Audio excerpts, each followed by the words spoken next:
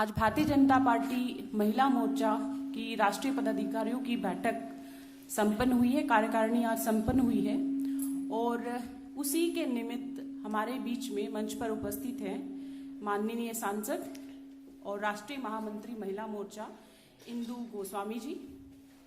उनकी बाईं तरफ दीप्ति रावत जी और दाईं तरफ सुखप्रीत कौर जी। मैं इंदु गोस्वामी जी से निवेदन करती हूँ कि आप सभी को संबोधित करें। सर्वप्रथम सभी पत्रकार बंधुओं को नमस्कार।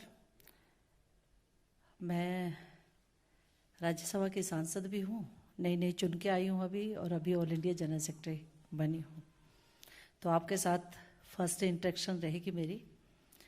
आज जैसे कि विदित है, हमारी राष्ट्रीय पदाधिकारियों की जो नई टीम बनी है, हमारी राष्ट्रीय अध्यक्षा बंथी श्रीनिवासन जी हैं, अभी विधायक भी हैं, और उनके सानिध्य में फर्स्ट बैठक जो हमारी पदाधिकारियों की और स्टेट प्रेसिडेंट्स की हुई है। छोटी सी बैठक थी, सिर्फ राष्ट्रीय पदाधिकारी और प्रदेश के महिला मोर्चा के सभी अध्यक्ष इसमें उपस्थित थे। इसमें 3-4 सत्रों में हमारी बैठक का समापन हुआ।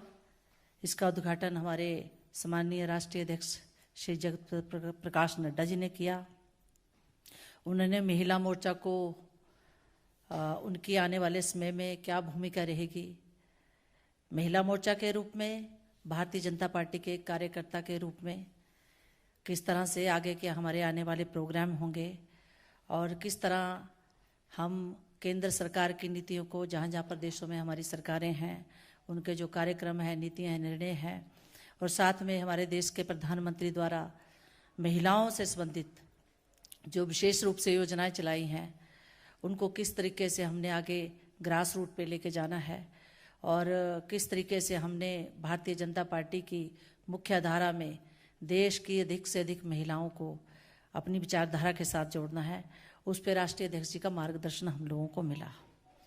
दूसरा सत्र हमारा जो था राजनीतिक प्रस्ताव का सत्र था, और राजनीतिक प्रस्ताव में हमारी बहनों ने आपके पास उसका राजनीतिक प्रस्ताव की कॉपी शायद दे दी है, पहुँच मेल कर देंगे आपको। तो राजनीतिक प्रस्ताव था।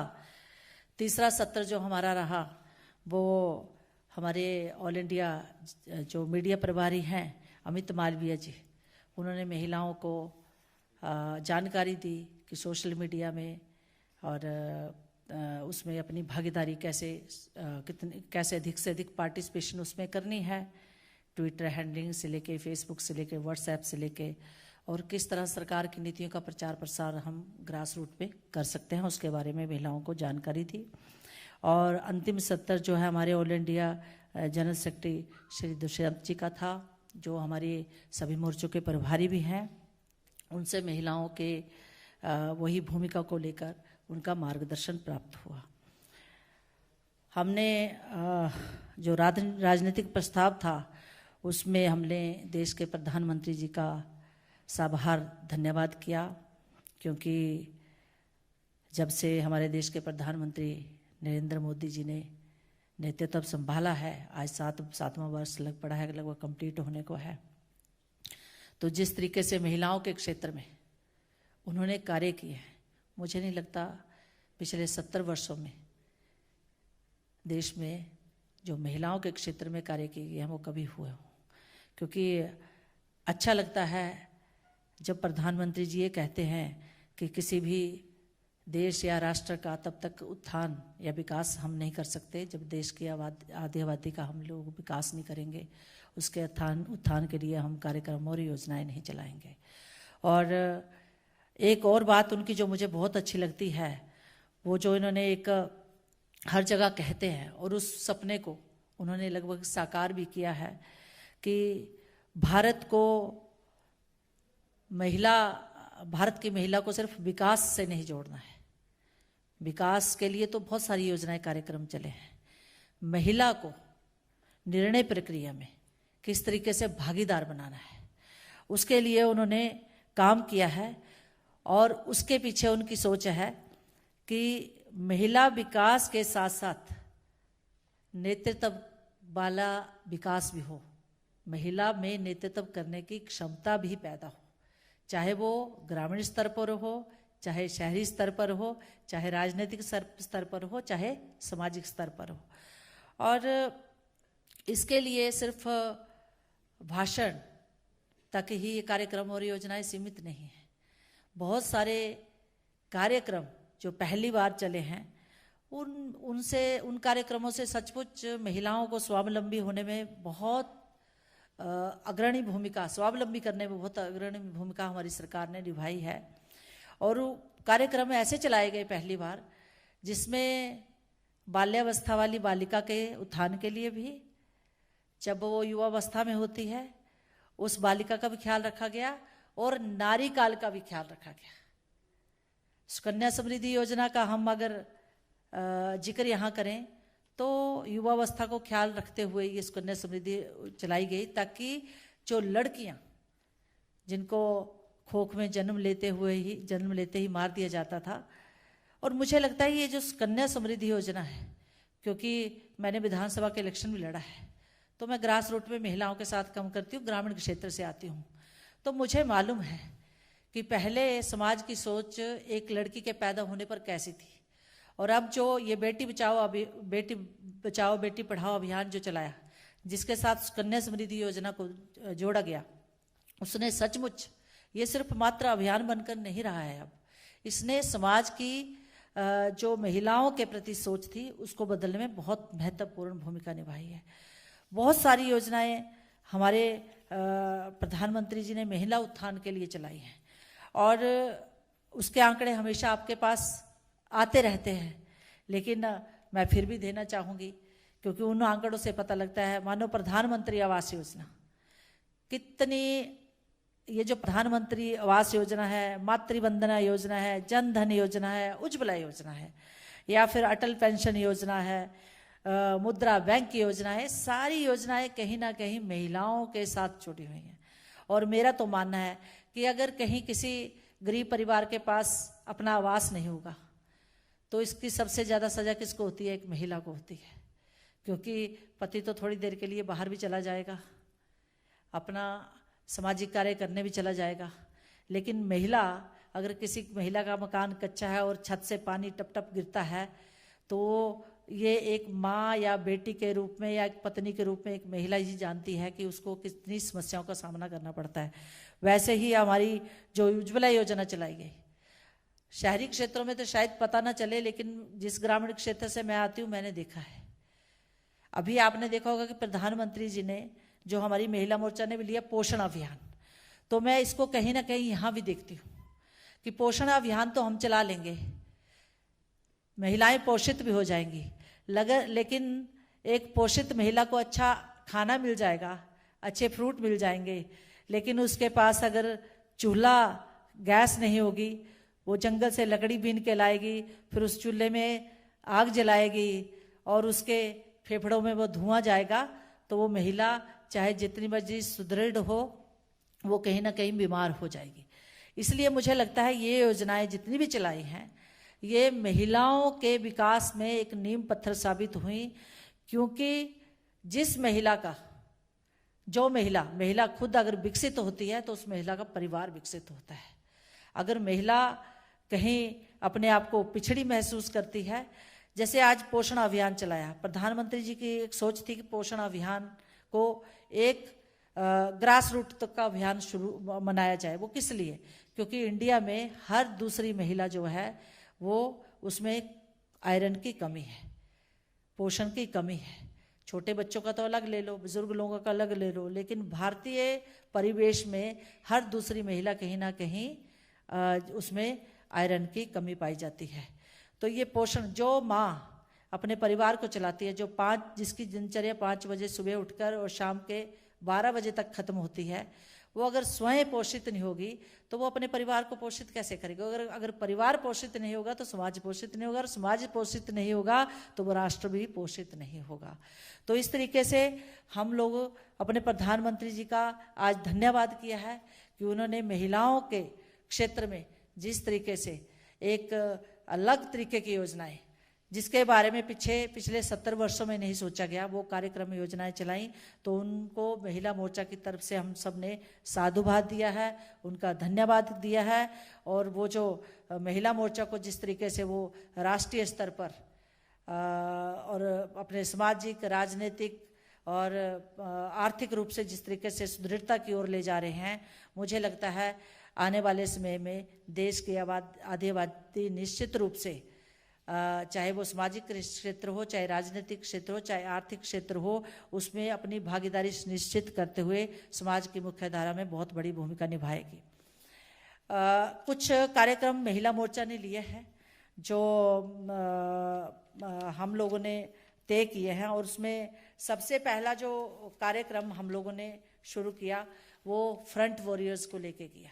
जो फ्रंट कोरोना वॉरियर्स जो महिलाएं रही हैं, क्योंकि आपको पता है इस संकट काल में अगर सबसे ज़्यादा फ्रंट वॉरियर्स के रूप में, फ्रंट लाइन वर्कर्स के रूप में, चाहे वो आशा वर्कर्स हो, आंगनबाड़ी वर्कर्स हो, चाहे नर्सिज हों, चाहे डॉक्टर्स हों, चाहे पुलिस और डिपार्टमेंट में, सब डिपार्टमेंट में काम करने वाली महिलाएं हों, और मेरा मानना है ग्रामीण क्षेत्रों में तो जहाँ हेल्थ सर्विसेज आपकी पुअर है, वहाँ पे सबसे ज़्यादा काम अगर किसी ने किया है तो आशा वर्कर्स और आंगनबाड़ी वर्कर्स ने किया है।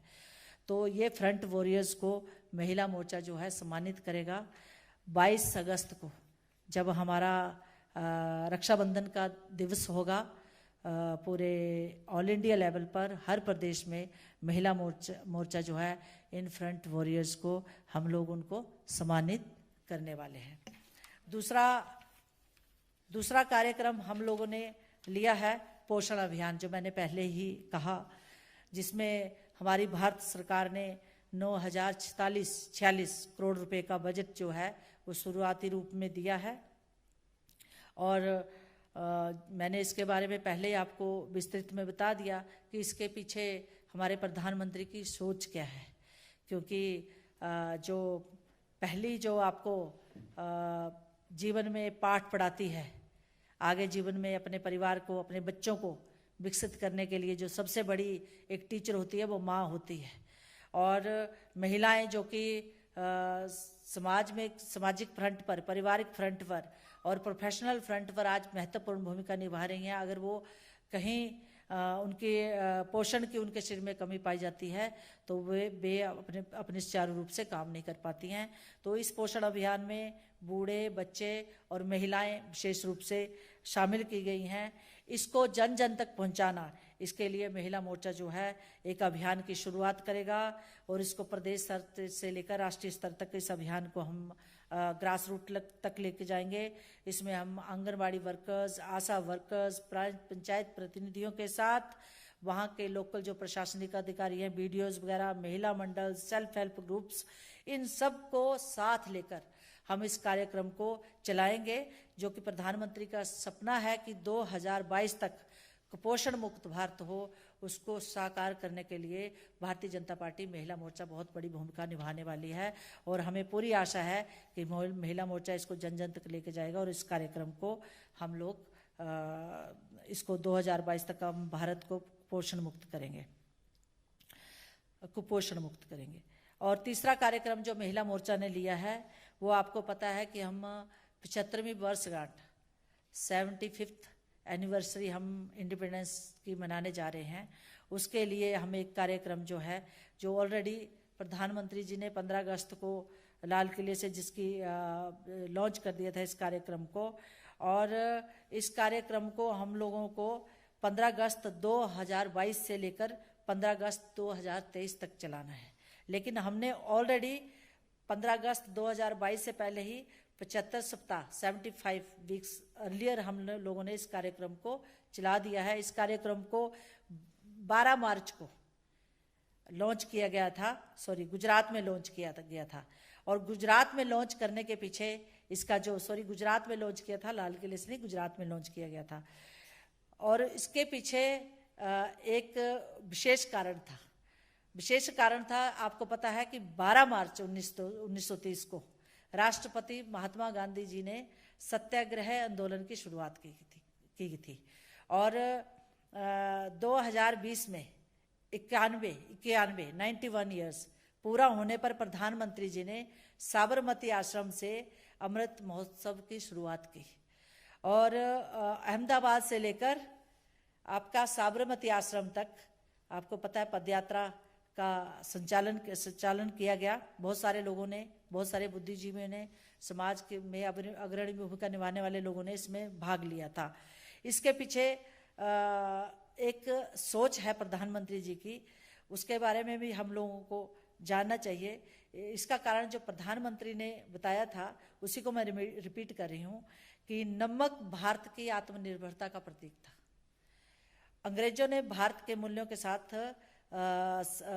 साथ साथ इस आत्मनिर्भरता को भी कहीं ठेस पहुंचाई थी। तो ये जो अमृत महोत्सव हम 12 मार्च से शुरू किया गया, इसके पीछे एक सोच है कि हमारा भारतवर्ष जो फिर आत्मनिर्भर बने, हम लोगों में नेशनल अपने राष्ट्र के प्रति जो है वो प्यार की भावना जाके हम पैट्रियोटिक हों और साथ ही साथ आत्मनिर्भर भारत का जो हमारा सपना है उसको साकार करने की दिशा में हम लोग बढ़ें। इसलिए ये महोत्सव जो है 15 अगस्त 2020 से लेकर 15 अगस्त 2023 तक चलेगा। इस महोत्सव को महिला मोर्चा भी इसमें बढ़ चढ़कर भाग लेने वाला है। प्रधानमंत्री जी का जो आत्मनिर्भर भारत का सपना है उसको साकार करने में महिला मोर्चा भी अपनी बहुत सारी महत्वपूर्ण भूमिका इसमें निभाएगा। इसमें हम लोगों ने तय किया है कि वृत्त चित्रों द्वारा और अपने देशभक्ति के गीत, डिबेट, डेक्लामेशन, इस तरीके के कार्यक्रम महिला मोर्चा करे और फ्रीडम फाइटर्स जहाँ कहीं हैं या उनसे संबंधित जो परिवार हैं उनको हम लोग सम्मानित करें इस कार्यक्रम में। और साथ ही साथ स्कूलों में भी हम लोग आने वाले समय में इन कार्यक्रमों को लेके जाएंगे, डिबेट, डेक्लामेशन, और स्कूल में बच्चों को हमारे जिन फ्रीडम फाइटर्स ने हमारे देश के लिए कुर्बानियाँ दी या देश के लिए जो अपना संघर्ष किया आज़ादी दिलाने में, ताकि बच्चे भी उनके बारे में जाने, समाज उनके बारे में जाने। तो इस तरीके का कार्यक्रम महिला मोर्चा लेने वाला है और उसको हर प्रदेश में, देश में तो करेंगे, हर प्रदेश में भी हम कोई ना कोई कार्यक्रम ले जाके। स्कूलों में थोड़ी प्रॉब्लम है, लेकिन जैसे ही जहाँ जहाँ कोरोना काल में थोड़ा माहौल ठीक होता जाएगा उसको हम लोग करेंगे। एक कार्यक्रम और हमने लिया है जो देश के विकास के साथ जुड़ा हुआ है और देश की घरेलू इंडस्ट्री और जो हैंडलूम इंडस्ट्री है तो उसके साथ जुड़ा हुआ है। उसमें हमने एक संकल्प महिला मोर्चा ने लिया है कि हम लोग हैंडलूम की साड़ी, क्योंकि मैं तो डालती हूँ, तो हैंडलूम, मैं कॉटन के सिवाय दूसरे कपड़े नहीं डालती हूँ, तो हैंडलूम को हम प्रोत्साहित करेंगे और उसकी शुरुआत हम लोग महिला बहनें पहले स्वयं से करेंगी। और उसके बाद जितने भी हैंडलूम फैक्ट्रीज में काम करने वाली महिलाएं हैं, बहुत सारी महिलाएं, उसमें आपको पता है 50% से ज़्यादा महिलाएं काम करती हैं, तो उनको उनका उत्थान हो, उनका विकास हो, क्योंकि हम लोग हैंडलूम से बना कपड़ा खरीदेंगे तभी इस इंडस्ट्री को जो है इसकी ग्रोथ में हम लोग अपनी जो है भूमिका निभा पाएंगे। तो इस कार्यक्रम को भी हम लोग बहुत बड़े स्तर में लेके जाने वाले हैं। इसमें हमने तय किया है कि समाज में जो महिला चाहे वो एनजीओ चलाती है, चाहे डॉक्टर्स हैं, चाहे फ्रीडम फाइटर्स हैं, जो भी समाज में अग्रणी भूमिका निभाती हैं, जिन्होंने बहुत अच्छा काम किया है समाज में, चाहे कोरोना काल है या इससे पहले है, उन महिलाओं को हम लोग हैंडलूम से बनी हुई चीज़ें देंगे, चाहे वो साड़ी है, चाहे सूट है, इस तरीके का, और साथ में प्रोत्साहित भी करेंगे। इसको करने के लिए महिला मोर्चा जो है बहुत बड़ा एक अभियान चलाएगा। बाकी और कार्यक्रम भी आने वाले समय में आप लोगों के समक्ष महिला मोर्चा की तरफ से आएंगे। तो मैं सिर्फ इतना ही कहना चाहती हूँ कि महिला मोर्चा ने ये 4-5 कार्यक्रम लिए हैं और आप सब छोटी सी उसमें, क्योंकि हम लोग तो फर्स्ट टाइम मिल रहे हैं, तो आप सब लोग आए और आपने हम लोगों को सुना, तो आपका बहुत बहुत धन्यवाद। आप सभी अच्छा हाँ, इस विषय से संबंधित अगर कोई भी प्रश्न है तो आप पूछ सकते हैं।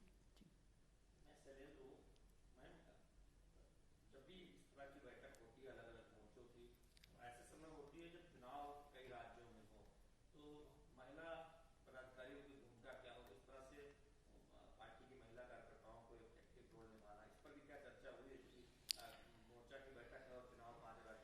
जी, आपका प्रश्न ले लिया मैंने शैलेंद्र जी, थैंक यू। इसमें बहुत विस्तृत चर्चा हुई।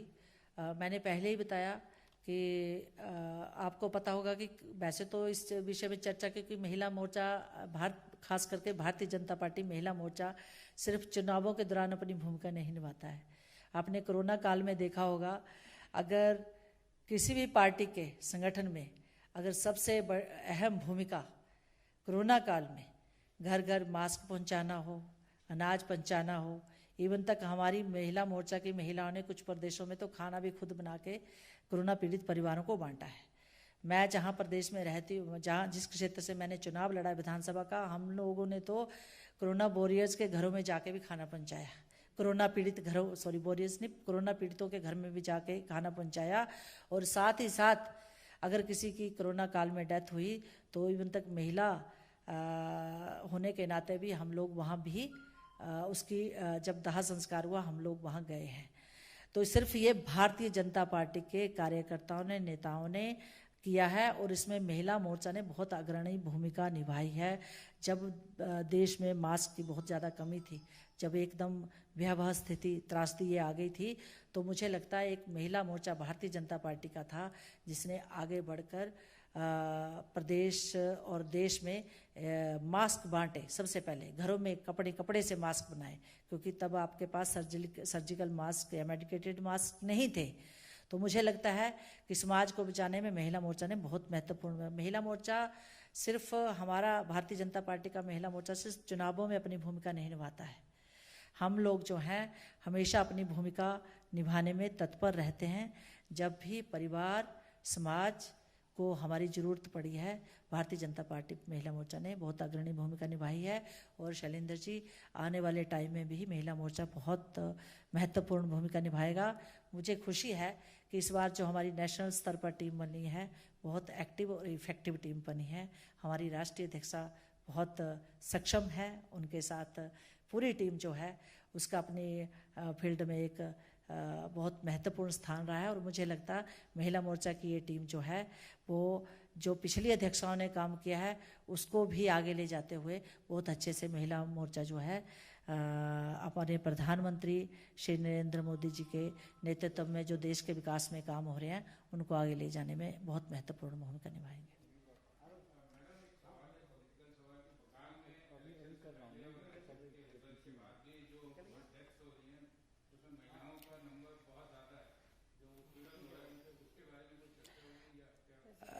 जी, चर्चा हुई, रेजोल्यूशन आपके पास आ जाएगा और समस्त महिला मोर्चा की पूरी टीम ने इसकी भर्त्सना की है। और समय आने पर हम लोगों ने इससे संबंधित जो है महिला मोर्चा कुछ आंदोलन करने के हम लोग मूड में हैं। उसके लिए हम रूपरेखा भी बैठ के बनाने वाले हैं। और जिस तरीके से देखिए, ये ममता बनर्जी भी एक महिला है, उनका सौभाग्य है, खुद तो वो जीती नहीं है लेकिन उनका सौभाग्य है कि उनकी सरकार वहाँ सत्ता में आ गई। लेकिन चाहे वो किसी भी पार्टी का कार्यकर्ता हो, आप यहाँ बैठे हैं किसी भी पार्टी के हो सकते हैं, आपका मौलिक अधिकार है किसी को भी मत देना। लेकिन ये मौलिक अधिकारों का अगर किसी ने भारतीय जनता पार्टी को वोट दिया, किसी ने कांग्रेस को दिया, किसी ने ममता बनर्जी की सरकार को दिया, तो इसका मतलब ये नहीं है कि जिसने दूसरी पार्टी को चुना, क्योंकि ये मौलिक अधिकार है हर व्यक्ति का। वहाँ ममता बनर्जी और उनकी सरकार जो है मौलिक अधिकारों का हनन कर रही है। इसलिए महिला मोर्चा इसकी भर्त्सना करता है और अगर ऐसा ही चलता रहा तो महिला मोर्चा आंदोलन करने पर बाध्य होगा, ये हमारा कहना है। नहीं, अभी नहीं किया हम लोग, जो क्योंकि जनरल हमारी मीटिंग थी, उसके बाद जब हम लोग बैठेंगे पदाधिकारी अलग से, तब हम तय करेंगे इस विषय में आगे क्या करना है।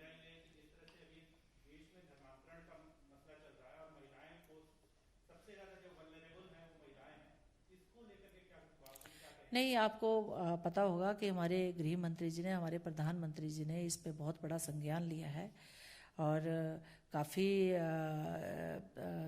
कार्यवाही इस पर रिपोर्ट्स में मांगी है, कार्यवाही भी की जा रही है। तो मुझे लगता है इस पे बहुत बड़ा एक्शन होने वाला है। आपको पता है बहुत सारे लोग इससे संबंधित अरेस्ट भी किए गए हैं।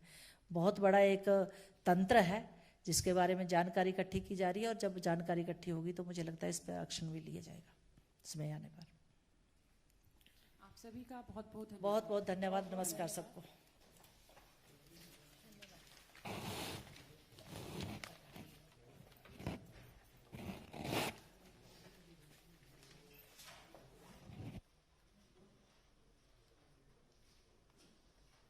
Subscribe to our channel by clicking the subscribe button. Click the bell button and enjoy the latest uploads from our channel.